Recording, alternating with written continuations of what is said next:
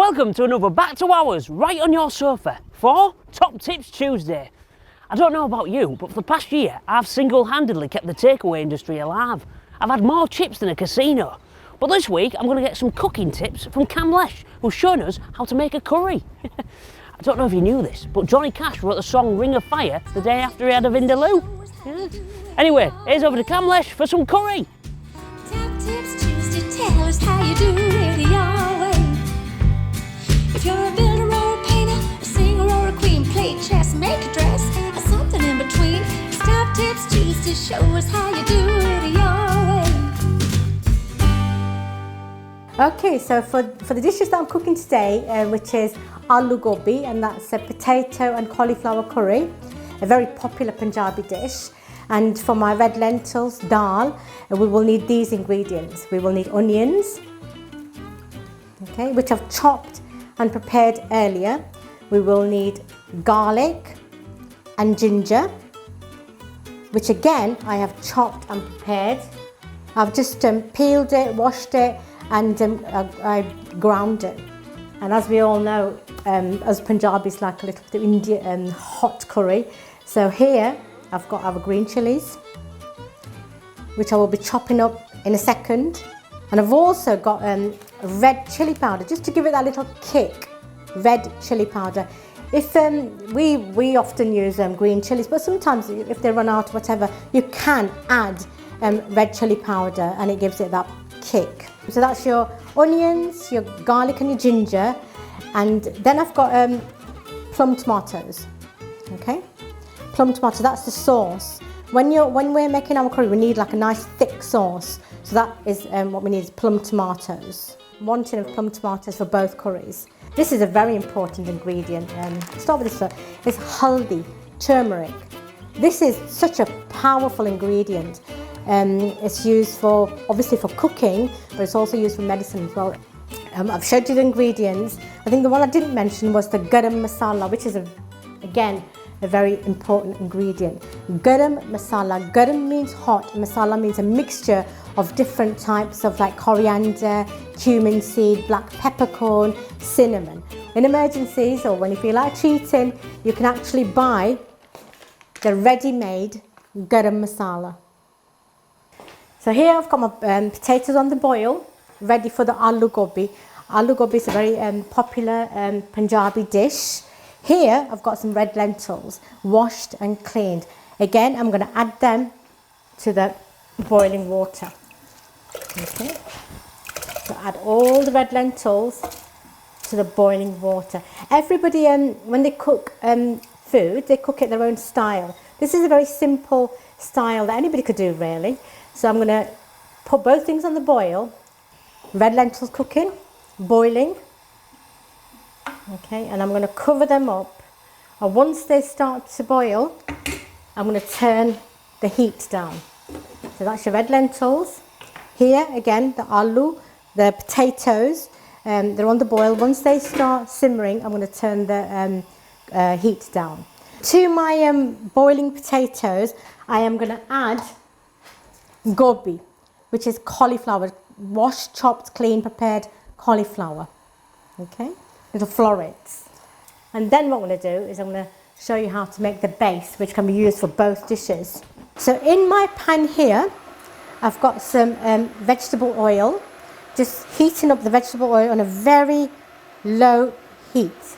Okay, over here, I'm going to add my onions, which have been chopped and prepared earlier. So I'm going to add my onions, and these are 3 medium to large onions, and I'm going to use about 1.5 for both of the dishes. Okay, so they're going to start to cook, and to this I am going to add my garlic and ginger again, which has been prepared earlier. Okay, so this is garlic and ginger, a good heaped spoon.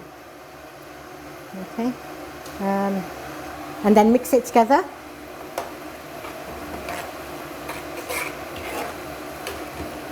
Now this needs to, on a high heat, I've turned up that heat This needs to go a nice golden brown colour. Okay, I've got the dal on the heat, and I've also got, again, checking the aloo gobi, make sure it's cooking. Okay, while all this is happening, I've got the base on the heat, which is again the onions, garlic and the ginger. I've got the dal cooking away. Keep stirring so it doesn't stick to the bottom. Now that my onions and garlic and ginger nice and blended together, nice colour, to this base I'm going to add a sort of a spoonful of turmeric. Okay, maybe a little more. Okay, so that's your turmeric. Got your plum tomatoes. So this is a full tin, so I'm going to add 3/4 of that tin. Okay, mix it all together.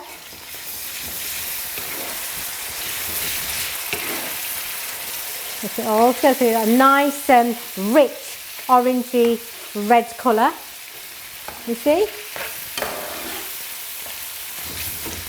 To this I'm going to add a tablespoon of garam masala, home prepared garam masala. Okay.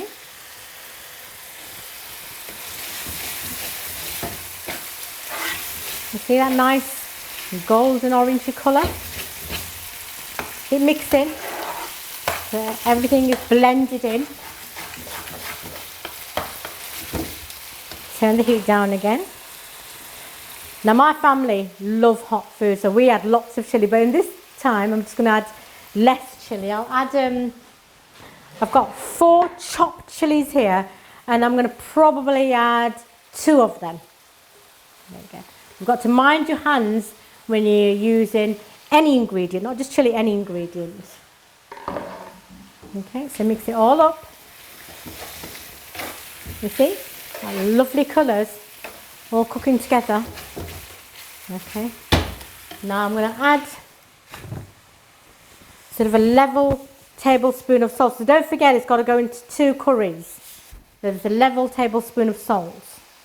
Obviously salt is not good for you, but to add some flavour to the food you have to add some salt. So what I'm going to do now is I'm going to add this base, this tadka, to my fillings, which I prepared earlier. Okay, so I'm going to add some to the dal, spoonful to the dal. You see? There we go. Okay, so I'm going to add the rest of the filling to my aloo gobi. You see? Now because the aloo gobi was already cooked, I'm going to turn the heat quite high. I'm going to put the chopped coriander, some in the dal and some in the aloo gobi. This is a whole bunch of coriander chopped up, which I'm going to add to both of the dishes. Again, it's your preference. If you like coriander, you add. If not, it's a garnish. Also has a lovely flavour as well. Okay, so some in there. We like coriander, so I'm going to add quite a lot. And then here, also to the dal as well. Okay, gives you that lovely taste and flavour and the garnish. There we are. So that's your 2 curries, and you can see it's nice and soft. Everything's blended in, a lovely colour. Then I'm going to stir the aloo gobi. Okay, let it cook a bit longer so that all the sauce dries up. When we're having an Indian dish, an Indian curry, we often either have it with rice or we can make chapatis. Now chapatis are healthy and very easy to make as well. All we need for chapatis is chapati flour and simply water. And what we do to make the dough is we start pouring the water a little at a time. Okay. And with one hand, I will hold the bowl. With the other hand, I will mix. Okay. Simply, just like this. No other ingredient, just chapati flour and water. Okay, so you keep mixing just like you would pastry. And chapatis are very easy again, simple to make. They don't take long to cook at all. What you do need is you need a hot plate for them. A special hot plate with a handle, and it's called a tawa. I'll show you that in a little while when we are cooking the chapatis. It's called a tawa. I guess you could get away with a non-stick pan, but a tawa is a very useful utensil in a nation home. So again, with the flour, even when you're making pastry, the more you need, the better it is, the more it rises. Okay, so you keep adding water a little at a time. When we have the time, we will normally make the dough and leave it in the fridge for an hour or so, even overnight really, if it's well covered. You just leave it in the fridge for a little while. It rises, it helps to rise. So here we go. So you make it into like a ball. I've almost got my dough ready. What I'm going to do is I'm going to leave this for a few minutes, and then I'll come back to it and I will knead it. So I've got my dough here. Here I've got dry chapati flour, which I need to put on my hands and make little balls out of the dough. Okay, so if you like big chapatis, take a bit of extra dough. If you take small chapatis, use less. So I've got a dough ball here. It's about the size of a tangerine. Okay, but again, if you like big chapatis, just add a little bit extra. I like small chapatis, so I'm going to use a small amount. Okay, so I'll pat it. You see, just flattening it, just like that. So now that I've got my little disc, I've flattened into a disc, I'm going to roll my chapati with a rolling pin. Okay, you see? You see it going round? Not too much flour because it burns. So just gently roll, lift and roll. And if you think it's getting sticky, just add a little more dry flour. Okay, there we go. So that's the size of my chapati.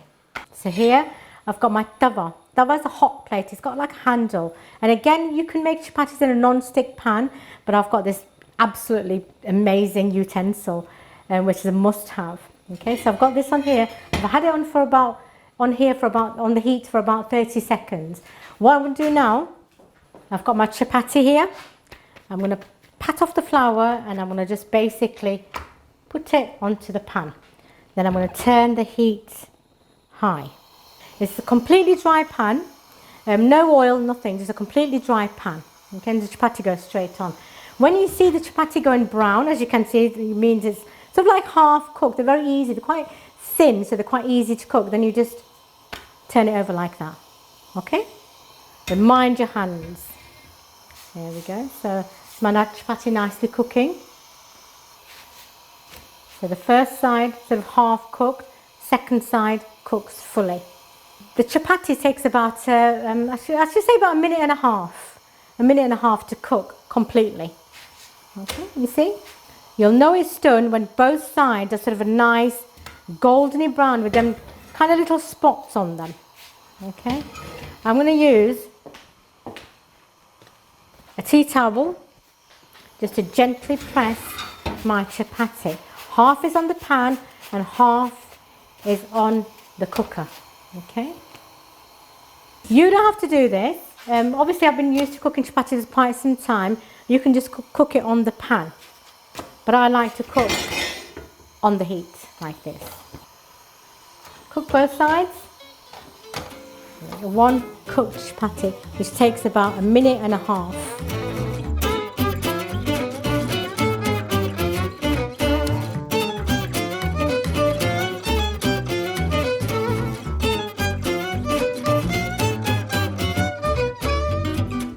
Thanks, Kamlesh. Join us next week for more top tips. Oh, can I stop this yet?